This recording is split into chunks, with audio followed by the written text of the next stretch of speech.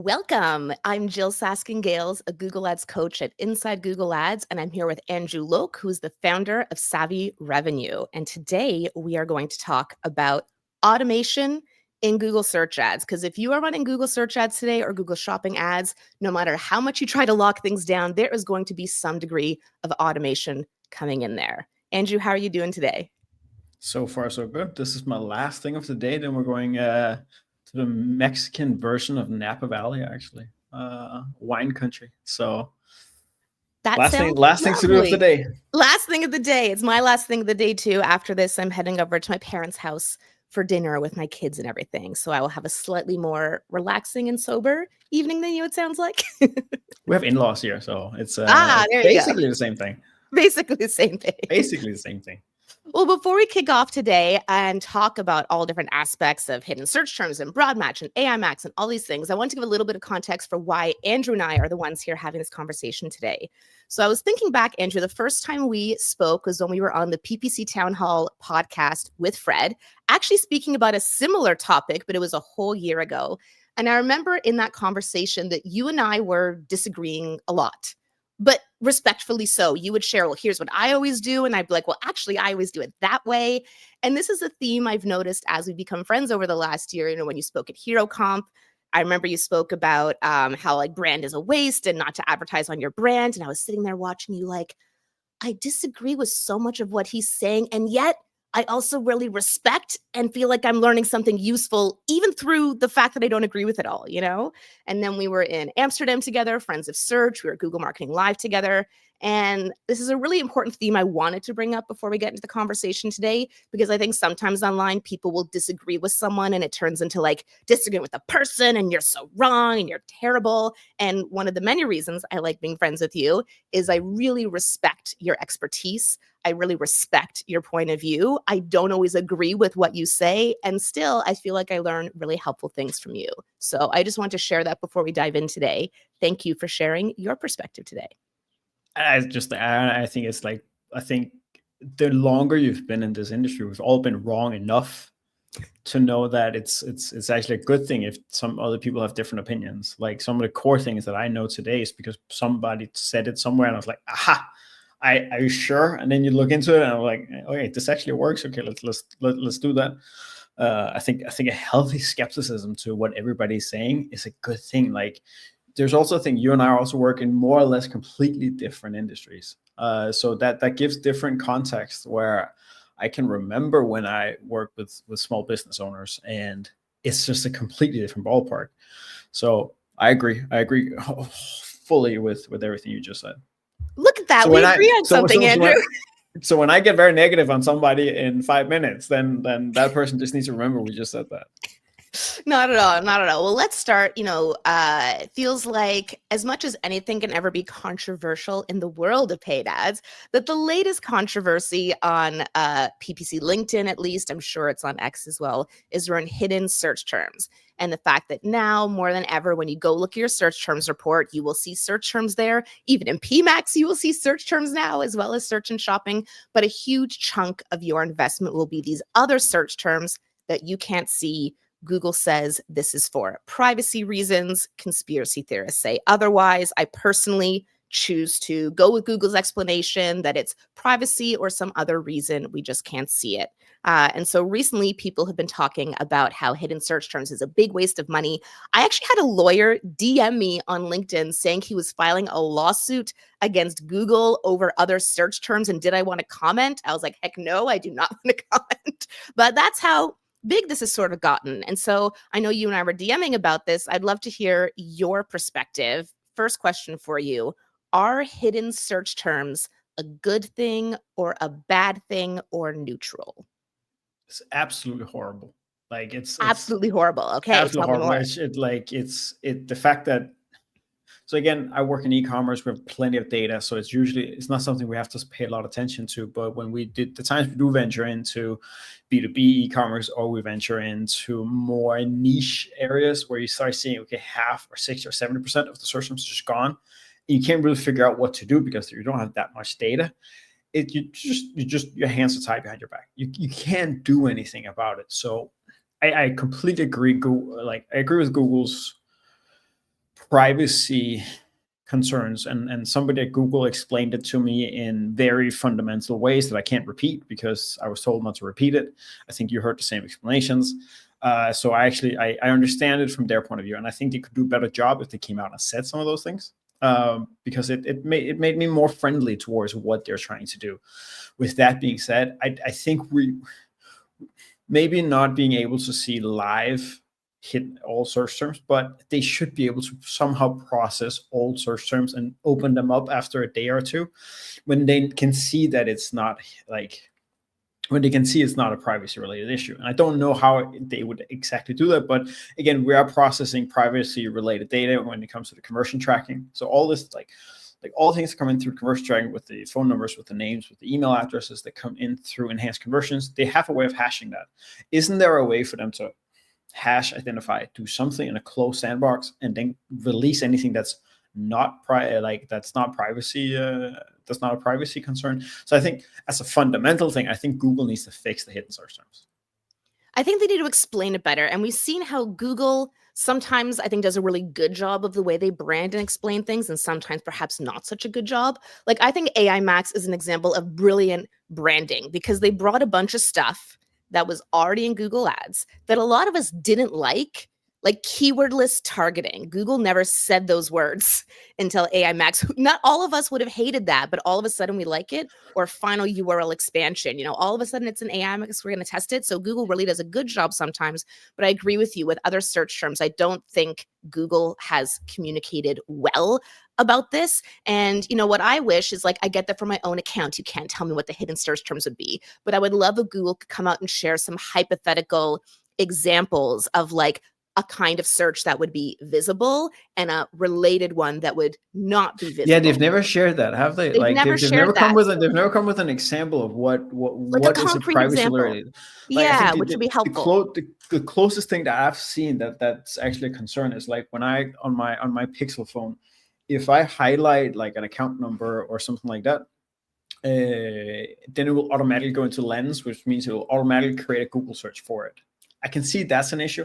I can't see where I would be, where it would create 50% of search terms on Google that advertisers would match for. So that's something, again, if I choose my kids driving school and then the account number and I highlight all of it to send it to my wife, okay, then I see it, but okay, if there's a number in the search term, then it's out.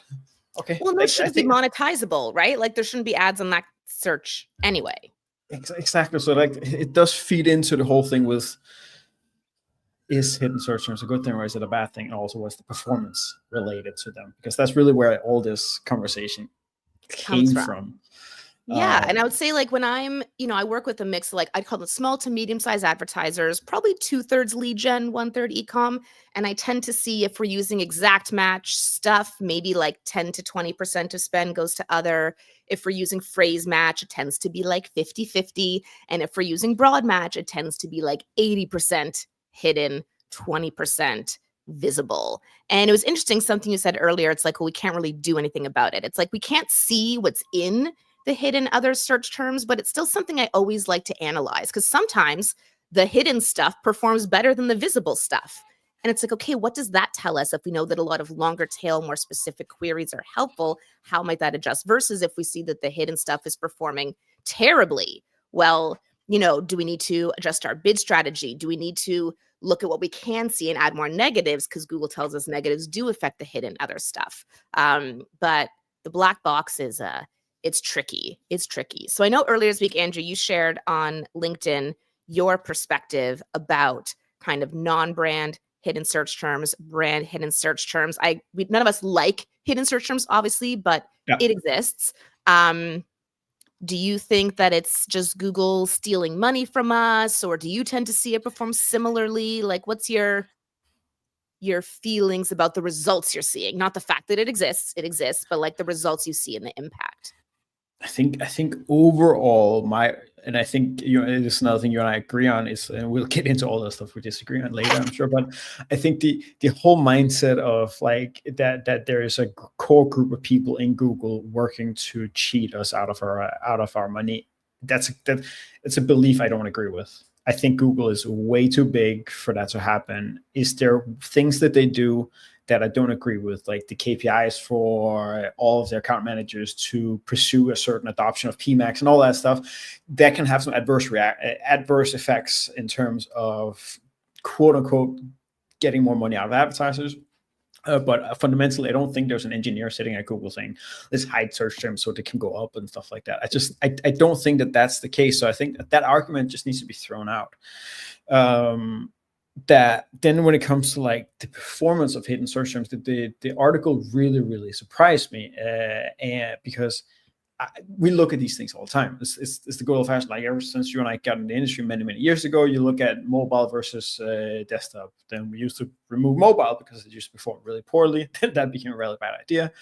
Then it was, there was also display that was associated with all search campaigns. Also, easy fix, 50% of spend goes away, no performance difference whatsoever.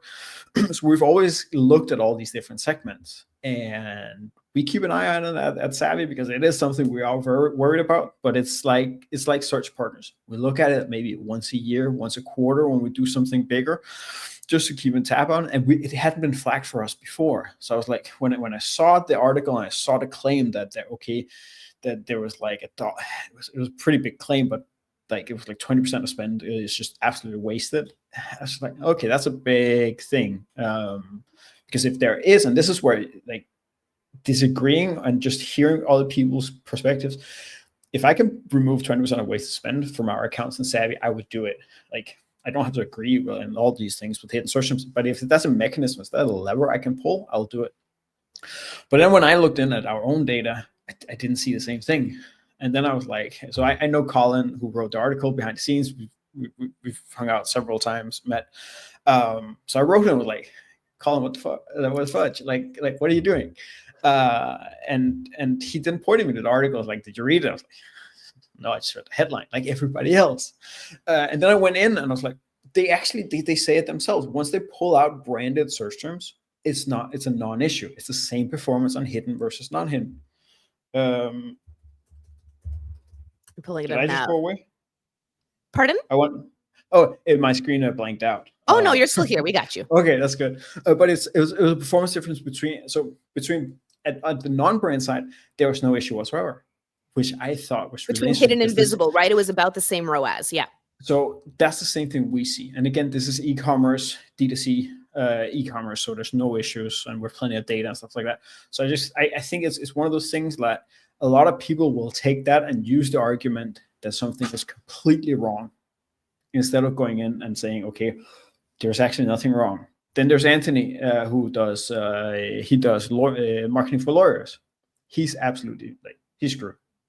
It's a huge issue. And like another example was like somebody paying $500 for a competitor term, like $500 CPC for a competitor term.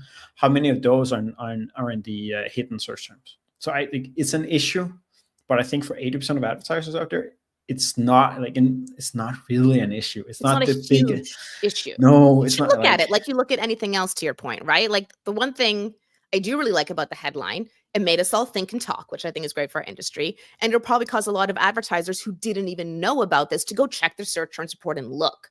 I think that's a great takeaway. But it doesn't mean action is needed. No, and I think like it's like all of LinkedIn. It's so sensationalist. Like just calm down, everybody. Like it's with like a lot of things. Just it's not that bad. We're talking about keywords to ads, landing pages, and then we need to fix some things, and that's Google Ads. Like you know, I've been in the industry long enough that that's basically it.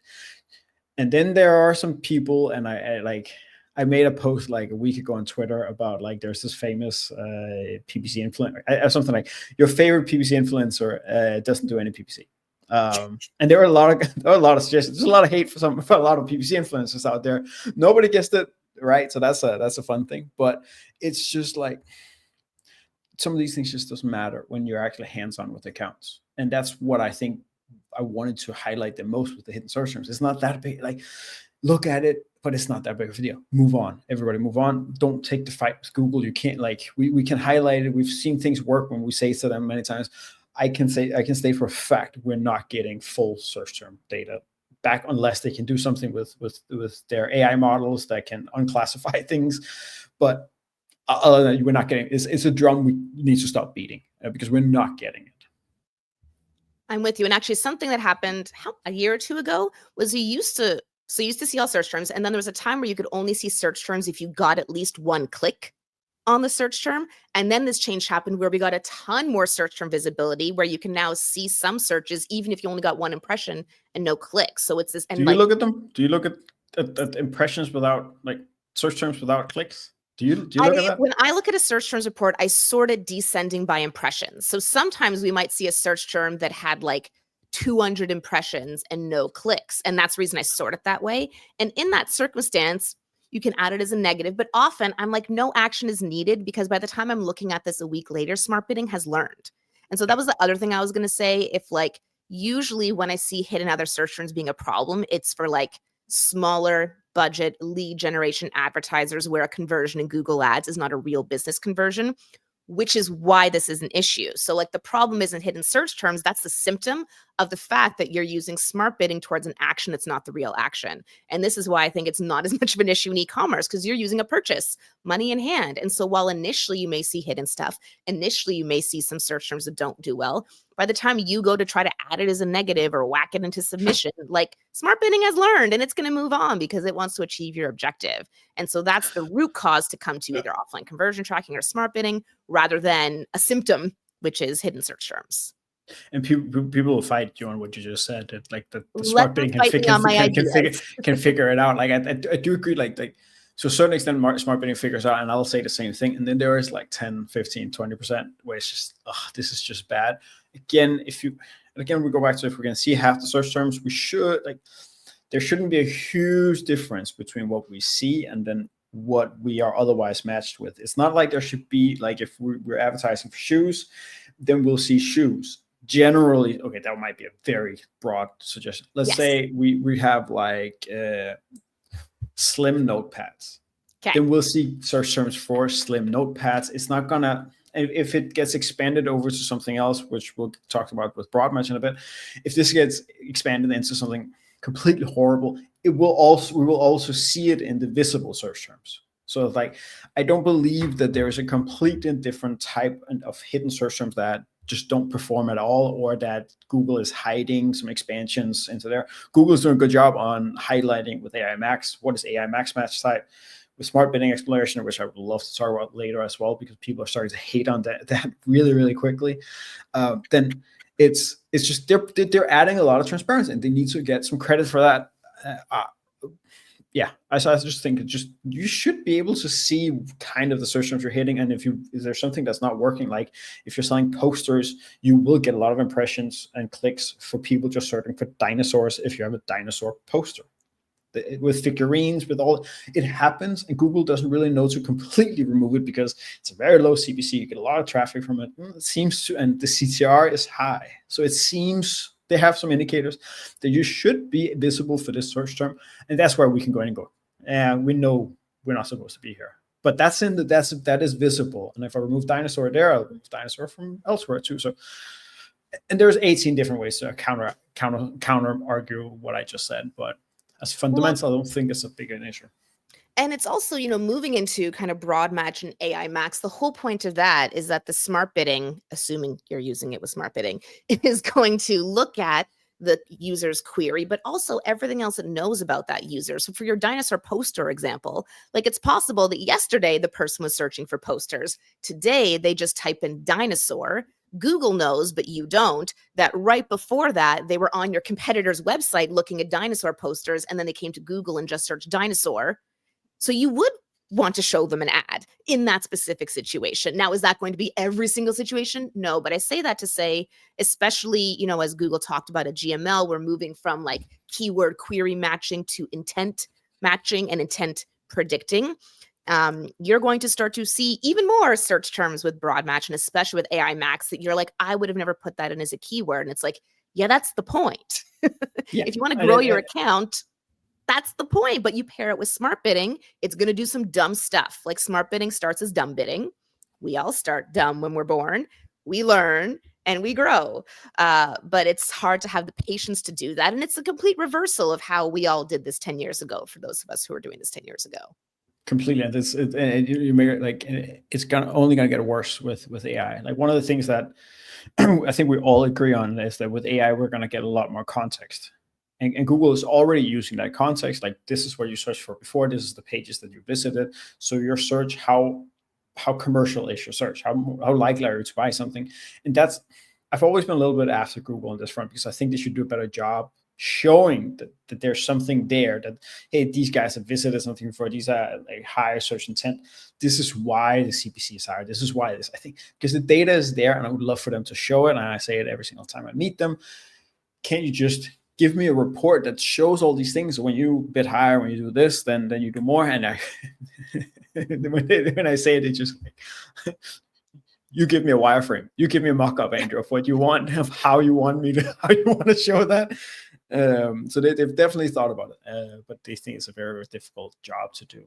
We do get a bit of it, like the Insights tab in Performance Max. I think I've also seen it in shopping before. They'll show you like which audience segments you over-index for. Yeah, and then it's they there. Just added the personas. They'll show like certain creative resonates with certain audience. So like, we get a bit of it, again, more than we used to. You should, but I would love to get more. Like, love to get more. You're making I would love to get more.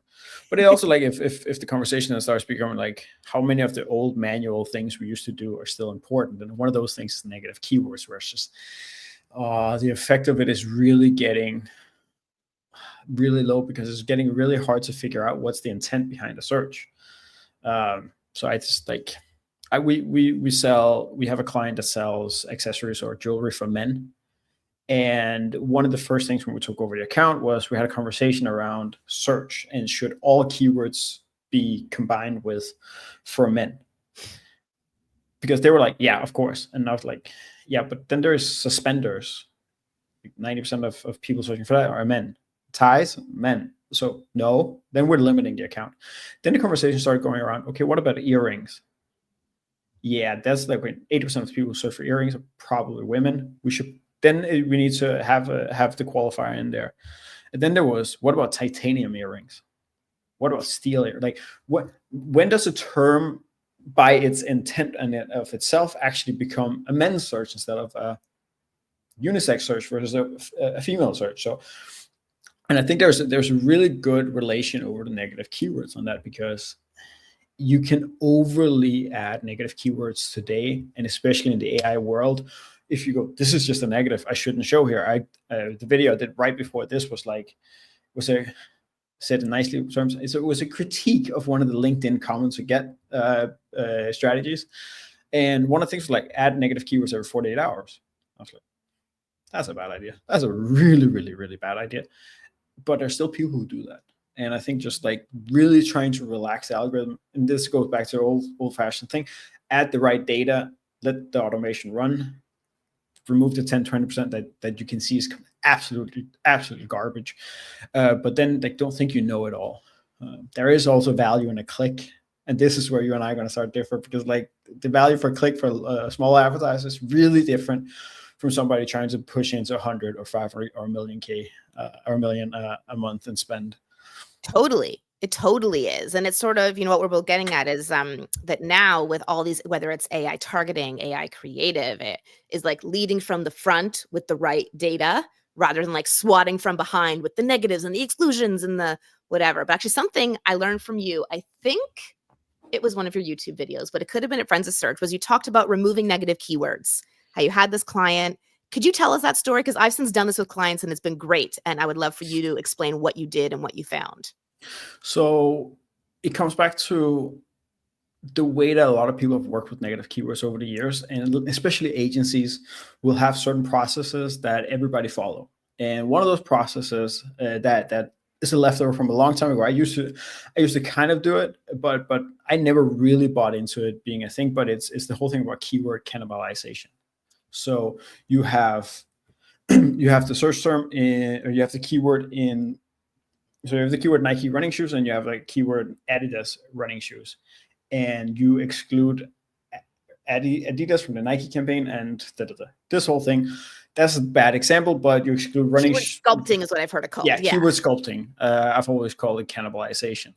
And there's many different levels of doing this. There's doing it like that. So you just add any keyword that has an exact match in as a negative reversed, and you also do it in your dynamic search ads campaigns. You take every single live keyword that you have and you put as a negative in dynamic search ads, so you force it over there. There is some meaning to the madness, and I can argue for why partially it's a good idea, but fundamentally it just limits the campaigns completely. If a keyword or search term is shown in dynamic search ads, or is showing up for a different keyword for whatever reason, then fundamentally it means that the ad rank for the keyword that you have is too low. That means your quality score is too low, or there's some historical data that means it's wrong. And the result of you negating or adding negative keywords in the rest of your campaign means that you're trying to force this low ad rank keyword to show, and it's not supposed to show. So it won't show. And that means that you're basically just eliminating the account. In some places it's 5%, some places as much as 10, 20, 30%. And there's this one agency we keep taking accounts from, and we do the same thing every time. And we get a 50% increase year over year when we remove the negative keywords. The first thing we do every single time. So it's really going back and saying we trust Google's algorithms, and we trust the automation, we trust smart bidding to figure out what should we bid for, what should we not bid for. And again, there's some method to the madness. So if you completely remove all negatives from an account that's been overly structured with negatives, it's gonna release like this.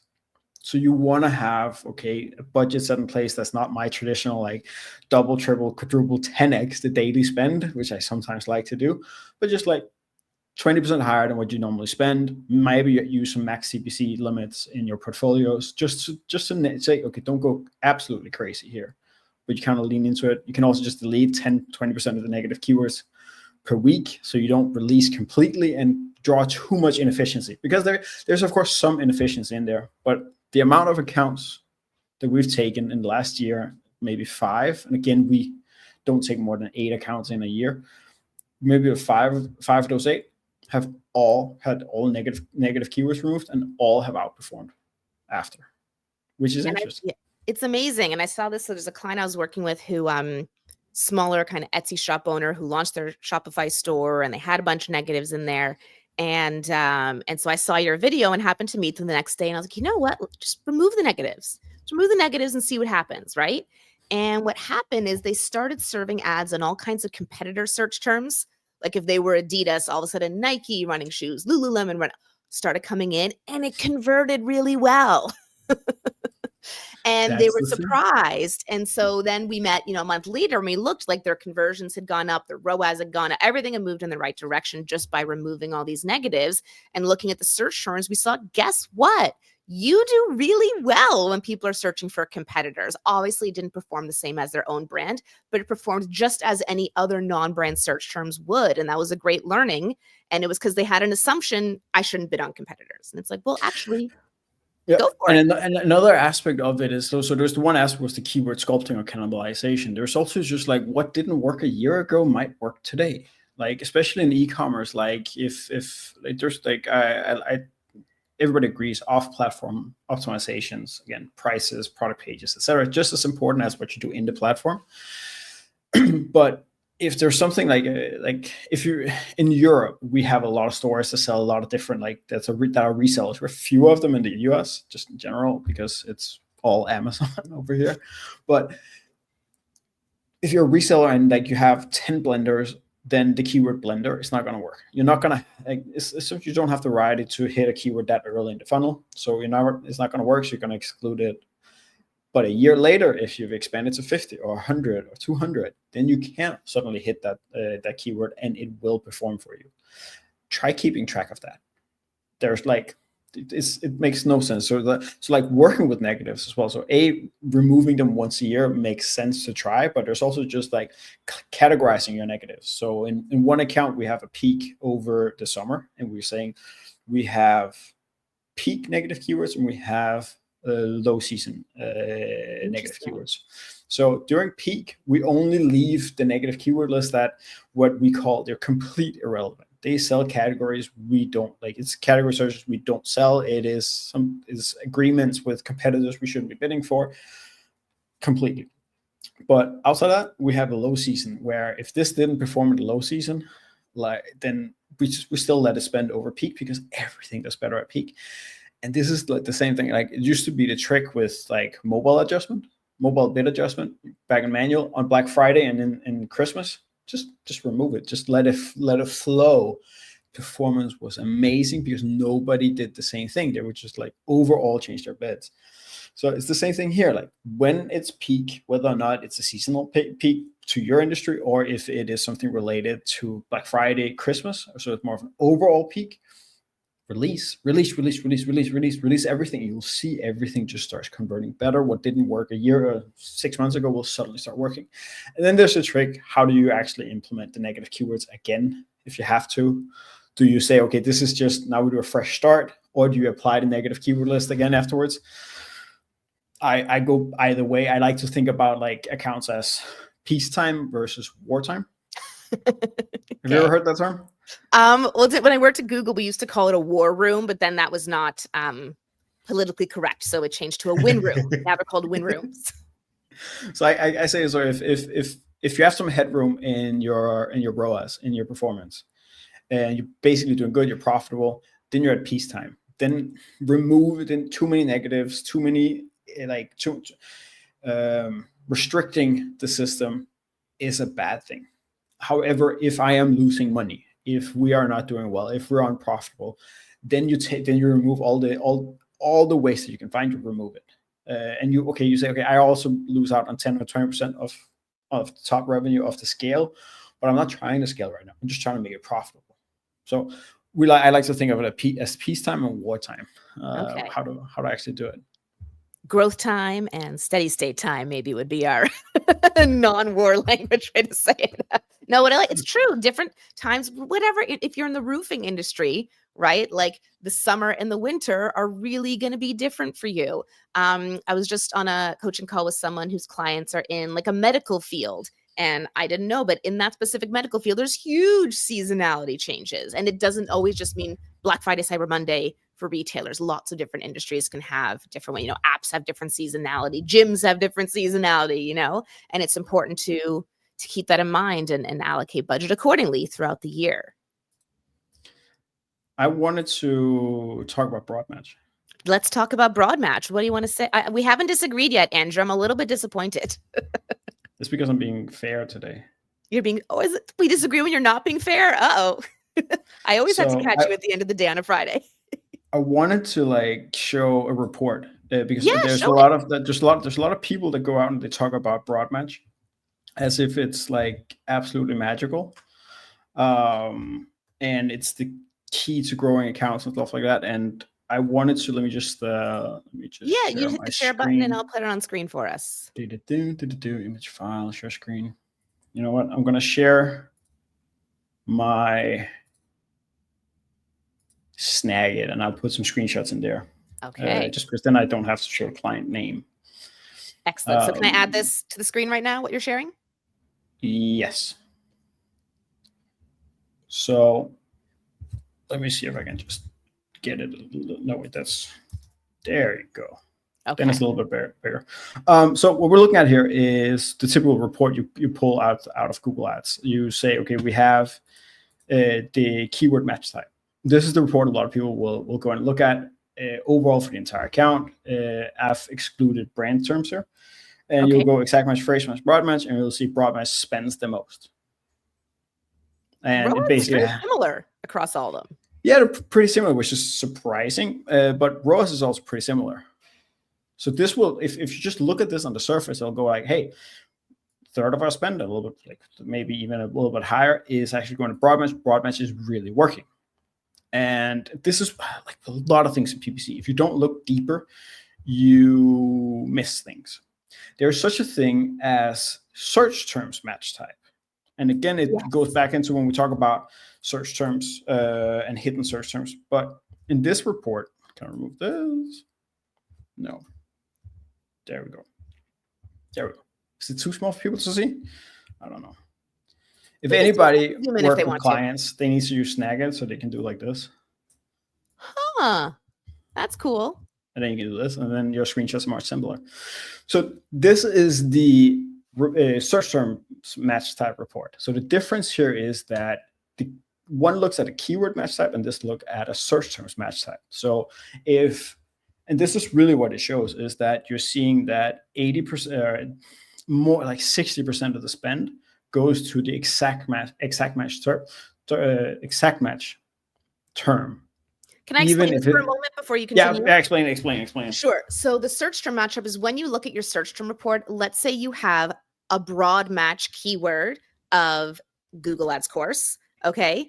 If someone searches Google Ads course, that would be considered an exact match. Even though your keyword is in broad match, the user search exactly matches. Whereas if the user searches for learn Google Ads, that would probably be considered an exact match, close variant to your broad match keyword, Google Ads course. Whereas someone searches Facebook ads login, that would probably be a broad match to your broad match keyword. So what we're looking at here is not the match type of your keyword, but how Google determines your search terms matched to your keywords. Back to you, Andrew.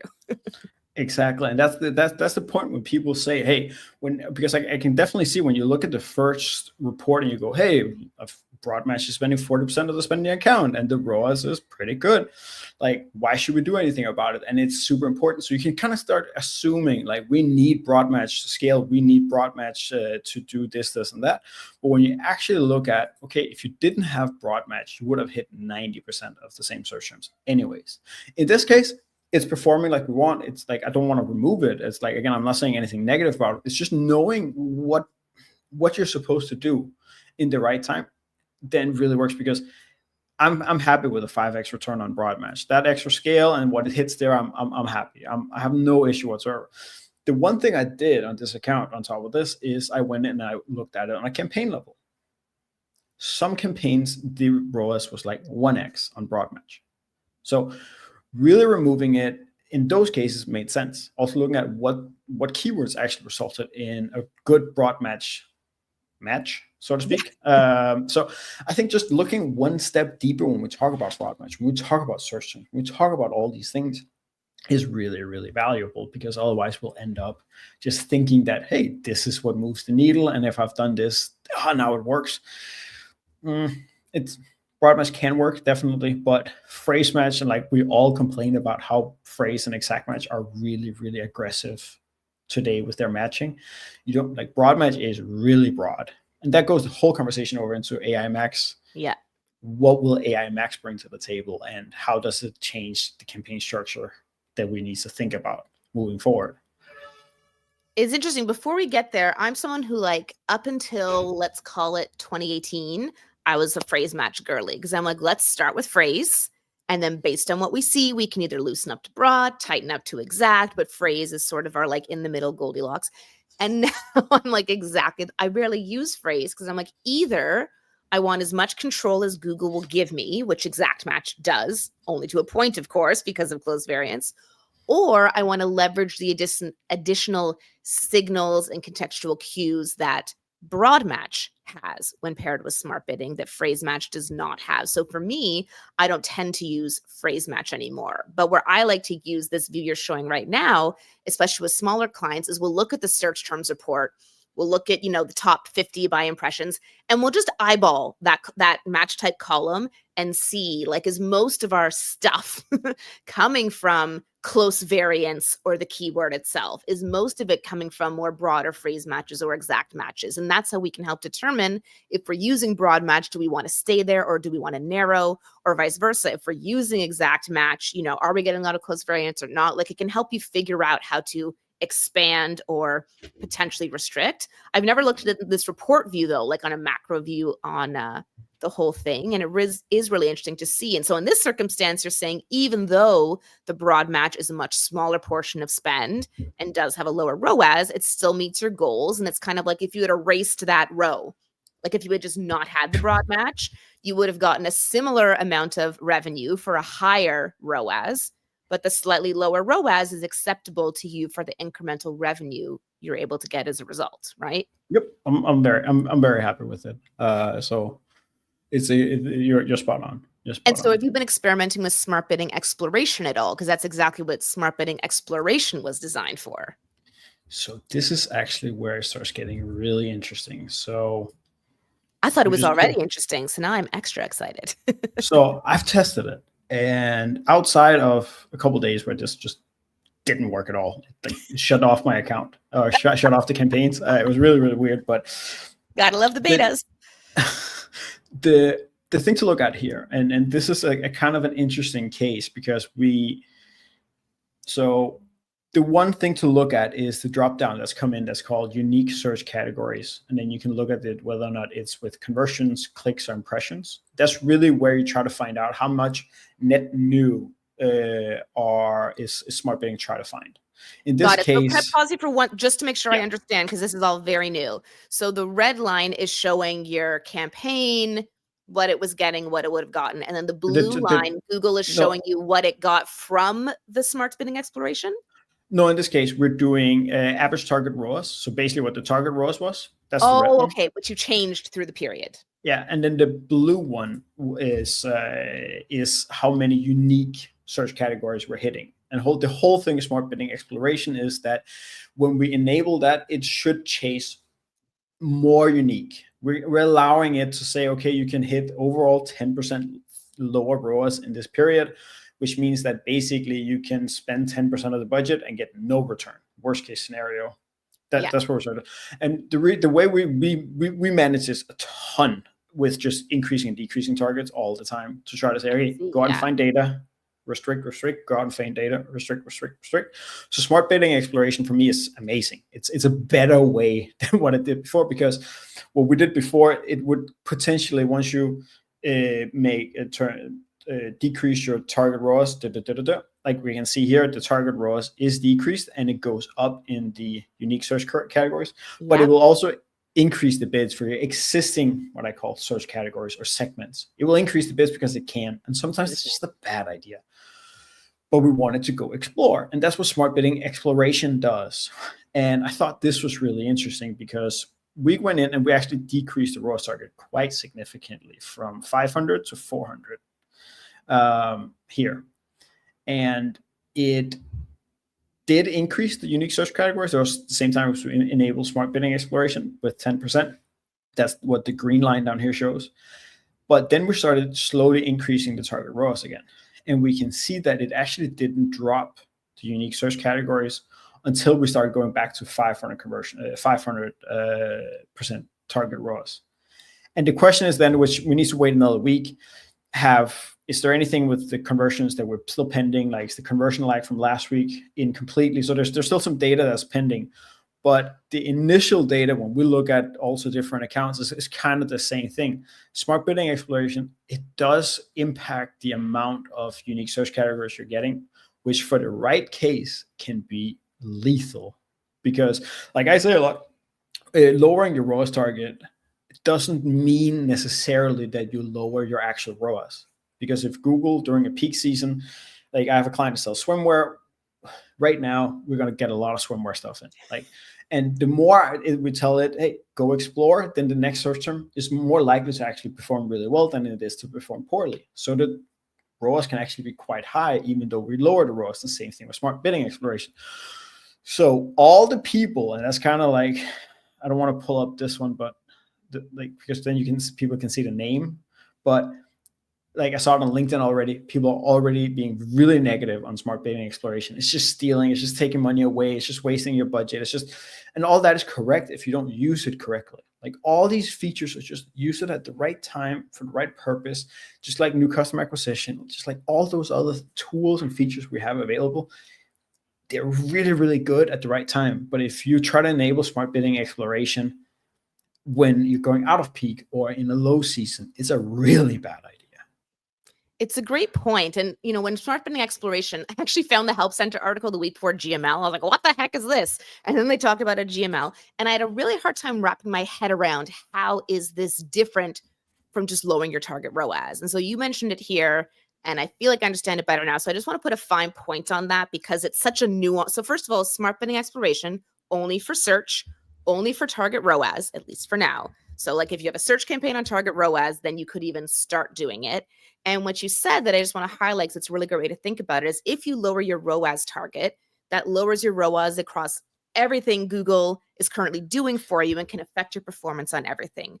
Whereas if you keep your ROAS target where it is, turn on smart bidding exploration to a lower ROAS, then Google just keeps you doing what you're doing that's working well. And then just in this exploration part, tests new stuff, which could work well, which could work terribly without impacting this stuff at all.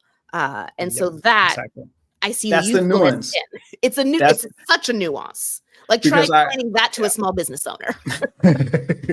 Because I was the same with everybody else when I was like, how is this different from lowering the target? And somebody explained it to me, and like, well, this is how it works. So that nuance is just so important to understand with smart bidding exploration, because the way a lot of people will use it is they'll just enable it and say, hey, this is exploring.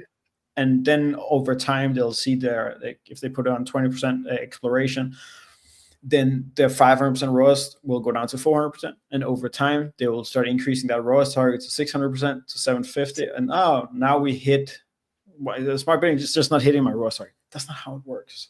So we have a lot of history on people using seasonal bid adjustments or maximum CPCs like this, where they override the system too much. And the same thing here, but understanding the nuance and using it at specific times. When I talk to Google, like the product managers for smart bidding exploration in Google, when we're at Mountain View, they all said, don't keep it on forever. It's not intended to keep on, like, be an always on thing, because then it basically doesn't do much. You want to turn it on and off, because I was like, why not just keep it on all the time? But they were like, no, then the algorithm doesn't work the way you want it to, and stuff like, just like enable it once in a while, and it'll be more impactful. That also brings me down to like one of my core issues with broad match and search terms and all that. Sometimes there are no more searches to get at. That's just a fact. Like if people are searching for Google Ads agency, then we have Google Ads agency, we have Google Ads consultant, we have Google Ads management, with Google Ads optimization, blah, blah. We have 5 keywords or something like that that people can search for. That's why they're $100 per click. And the same thing with lawyers. Like, it's just, there aren't that many things to search for. And smart bidding exploration, broad match, etc., cannot find you more searches if you're already targeting the right searches. But having the right tools, like the search terms report, like the smart, like knowing like how many unique search categories do you get when you do these things, is all tools we can use to actually see, do we get net new, or are we just doing the same thing we've always done? It's such a great point. I was on a coaching call last week with a new client, an agency, and it was so interesting because we were looking through the account and they were saying this client really wants to grow. They were on a maximize, I think it was maximize clicks, so maximize conversions. And they're like, we want to grow. And when we increase the budget, we just have higher CPCs with no more conversions. But, we need to grow. And I was like, well, what's the search impression share? We added the search impression share column. It was 90% search impression share for non-brand search. And so I was like, look, this is why, like, max clicks, max conversions, target CPA. It doesn't even matter what bid strategy you use. You have 90% impression share. Like, you have reached all the people searching. Like, there are real people in the real world who are typing things into Google, and you're reaching them all. And you're reaching every variation of them with all your variants and hidden search terms. And just like, you've covered the opportunity. There is no money to spend here. You've saturated the pie. And then we talked about, what do you then do, right? If you've saturated the pie, and then it's like, okay, you need to find a new pie, a new pot, a new oven to put your pie. I don't know. I'll stop with the analogy there. Or you need to like expand into demand gen or something, reach people before they're searching, use custom segments. But like, there's only so many searches to be had. And at a certain point, trying to spend more and more and more money in the same place, you just drive up your CPCs. I assume there's a lot of consultants listening to this, like freelancers and stuff. And I speak with a lot of them, and I get sometimes I get the question, what am I supposed to do in this situation? Well, we're hitting everything. That's what you're supposed to explain to your client. Like that's knowledge. You knowing that you can't do anymore and telling them they need to go on a different channel or different campaign type. I don't think demand gen works for 99% of people, but that's another thing. But But it's just the whole thing. Like, just sometimes you just know that you've tapped out and know that there's no more you can do here. And then we can go off to off-platform optimizations or just be happy. Like we sometimes in Savvy tell clients like, hey, we are at the top of we cannot get any more out here. So either you need to get more categories, you need more products, more brands in there, or we just go into maintenance mode. Just take it 6 months, 9 months, a year on our fee. Then our fee is lower. We'll keep it at maintenance level. And then when you guys are ready to grow again, then let's do it. Then all of a sudden Google will throw smart bidding exploration, AI Max, and all this stuff ahead. And then we're like, okay, now we need to start doing some things again.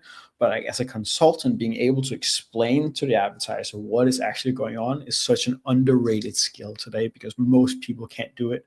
It's just, do you agree that there's a learning period with smart bidding? That smart bidding has a learning period? No, I think that's BS on Google. I agree. It's an old thing. It's a meta thing. It's always learning.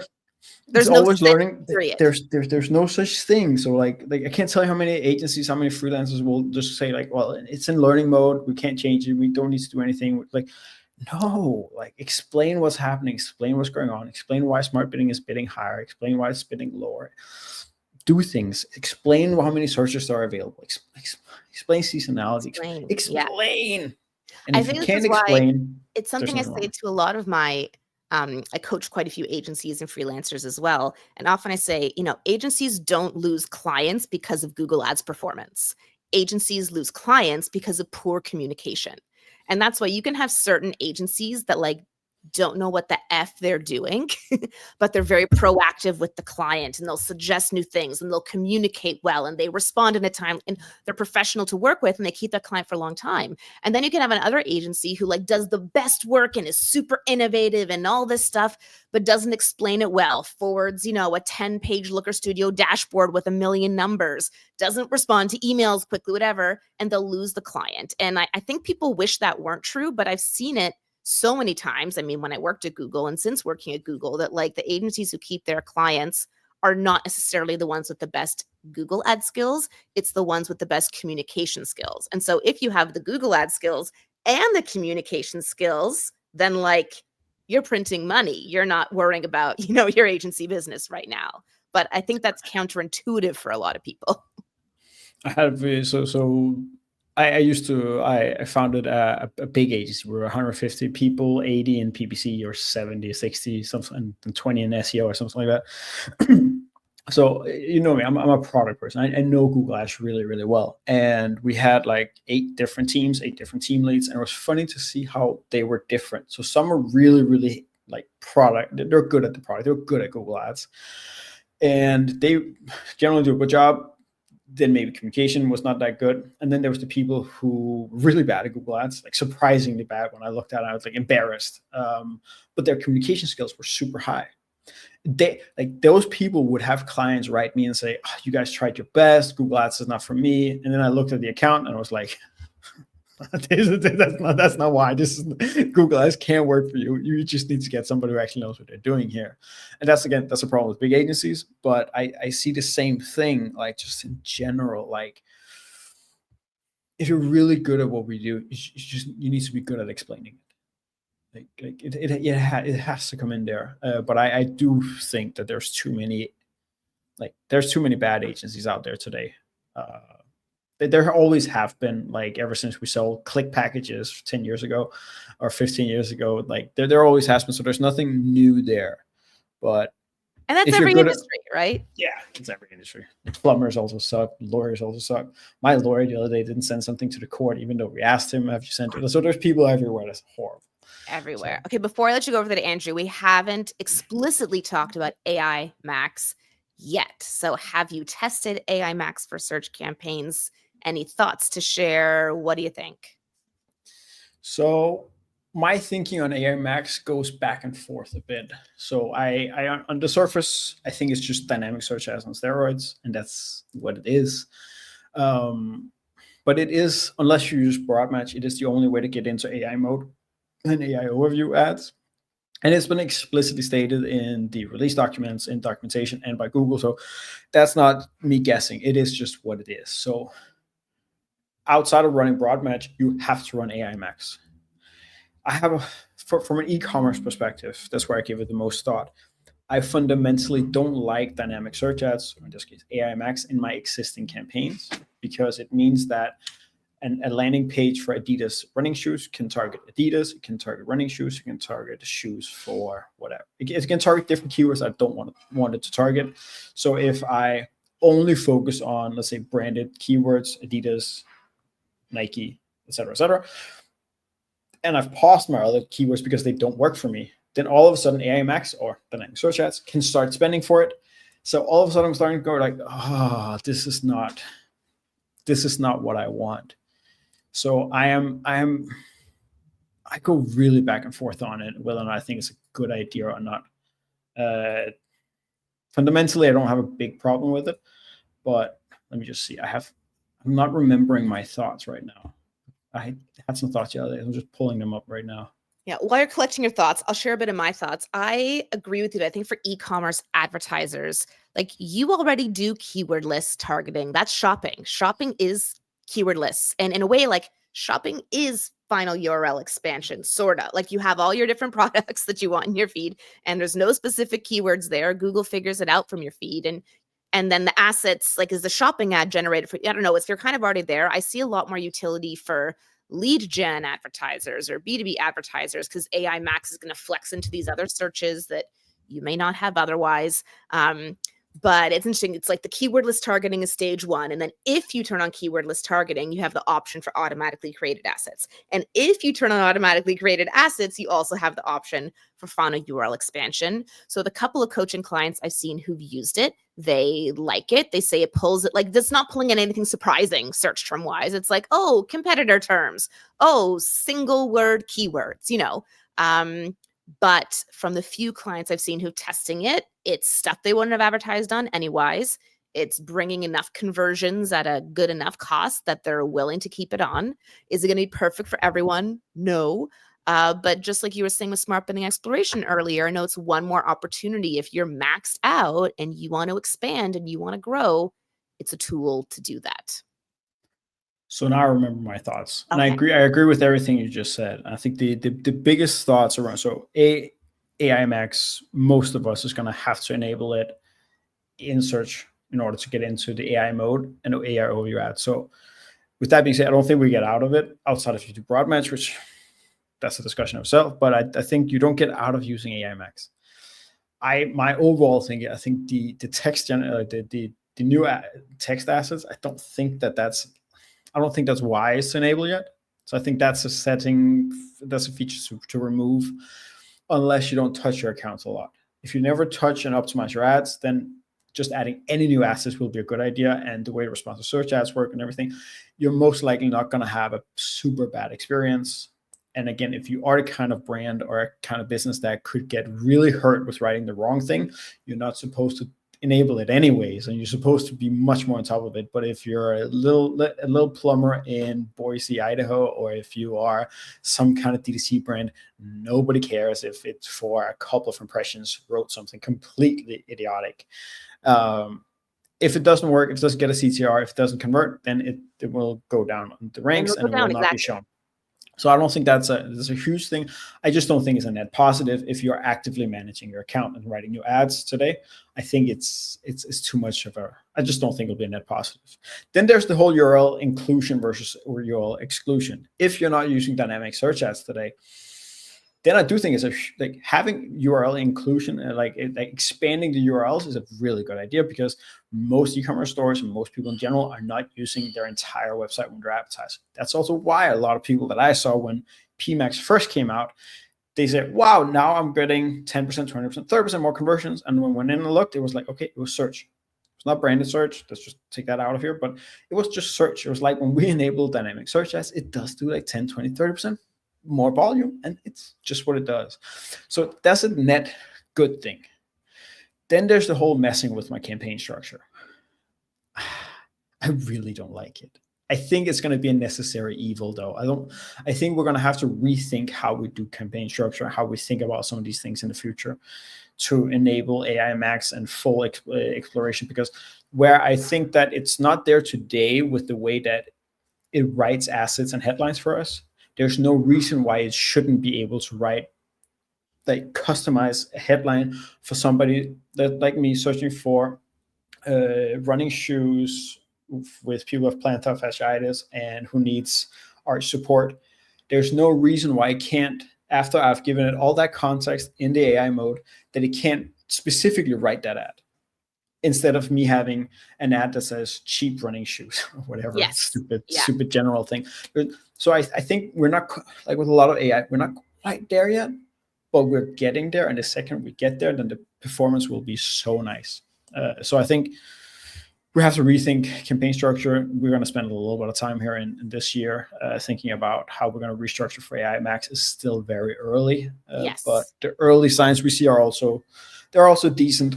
Again, nothing surprising. A little bit like broad match, 10% more, 5% more. Nothing like huge if your account is running well. But I would say this is one that I would say most people should probably enable it.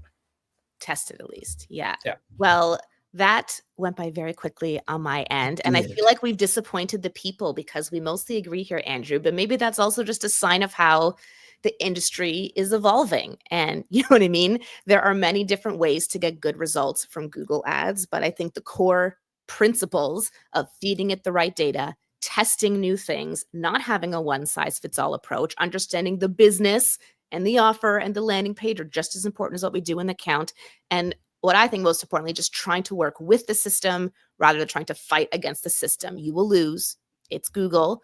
So just figure out how to make it work for you, and we can all prosper together.